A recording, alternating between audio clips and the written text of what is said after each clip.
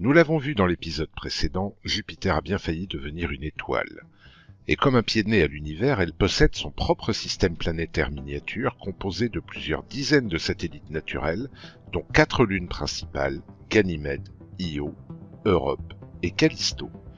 C'est ce système jovien que nous allons découvrir aujourd'hui.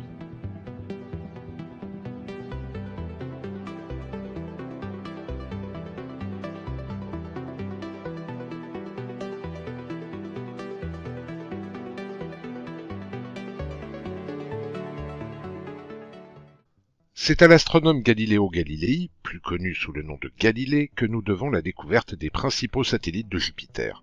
En effet, la nuit du 7 janvier 1610, le savant observe dans sa lunette astronomique 3 étoiles à proximité de la planète. Quelques nuits plus tard, une 4e apparaîtra à son tour. Galilée y voit un modèle de système solaire, 4 corps gravitant autour d'un autre plus massif. L'astronome allemand Johannes Kepler emploiera alors un néologisme pour les nommer satellites. Ce terme s'inspire du latin satelles, qui signifie notamment garde du corps. Détaillons-les dans leur ordre d'éloignement de la géante gazeuse. Lune la plus proche de Jupiter, Io orbite à environ 422 000 km de cette dernière et met 1,77 jours terrestres à accomplir une révolution. D'un rayon moyen de 1821 km, Io est à peine plus large que notre Lune. Io subit ce que l'on nomme un échauffement par effet de marée. Cela signifie que la gravité surpuissante de Jupiter provoque des frottements à l'intérieur de la Lune. Frottements qui génèrent énormément d'énergie. Conséquence directe, Io possède la plus forte activité volcanique de tout le système solaire, avec plus de 400 volcans en éruption. Des geysers de lave s'étendent à plusieurs dizaines de kilomètres d'altitude. La fine atmosphère de Io est ainsi essentiellement constituée de dioxyde de soufre et sa surface est recouverte de composés soufrés. En perpétuelle évolution, la surface de Io compte également une centaine de montagnes dont certaines sont plus hautes que l'Everest.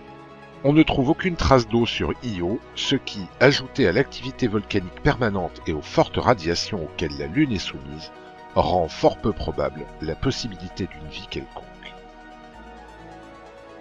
S'il est un monde autre que la Terre susceptible d'abriter la vie dans tout le système solaire, c'est vers la Lune Europe qu'il faut nous tourner. Plus petite des lunes joviennes, elle est principalement composée de roches et d'une croûte de glace d'eau. Sa mince atmosphère se compose principalement d'oxygène et sa surface sans relief est très peu marquée par les impacts d'astéroïdes, rappelle les régions polaires terrestres. La température à sa surface est de moins 143 degrés, mais selon les scientifiques, Europe abriterait un océan d'eau salée sous sa croûte de glace, et ce, pour un volume équivalent à 2 fois celui des océans combinés sur notre planète. Les scientifiques du centre Goddard de la NASA ont détecté d'immenses nuages de vapeur d'eau projetés par des geysers sur Europe. À ce jour, c'est l'un des mondes les plus prometteurs pour la découverte d'une vie bactérienne extraterrestre.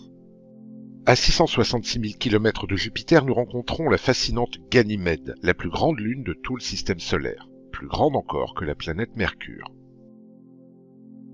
Ganymède effectue un tour de Jupiter en 7 jours terrestres. Elle possède un cœur métallique, un manteau rocheux et une immense croûte de glace qui lui sert de surface.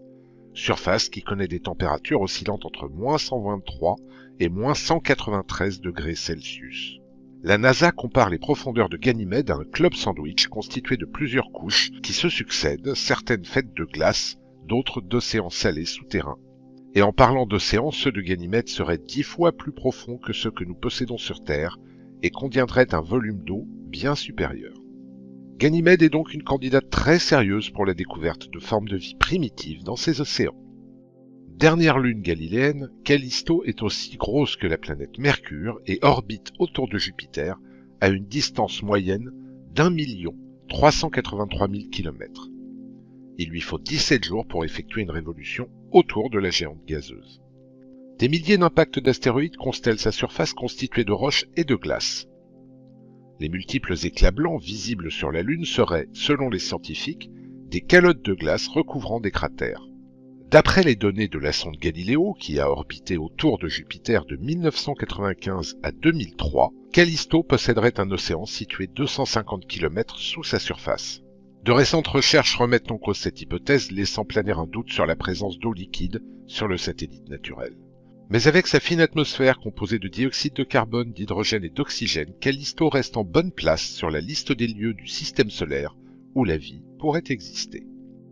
Mais le système jovien réserve aussi une surprise révélée par la sonde Voyager en 1979. Des anneaux, si ténus qu'ils ne sont visibles que derrière Jupiter lorsque l'on regarde en direction du Soleil. Ces anneaux sont constitués de particules de poussière de glace, ce qui explique qu'ils soient moins visibles que ceux de Saturne, constitués de larges blocs gelés. Et c'est justement vers Saturne que notre regard se tournera dans le prochain épisode.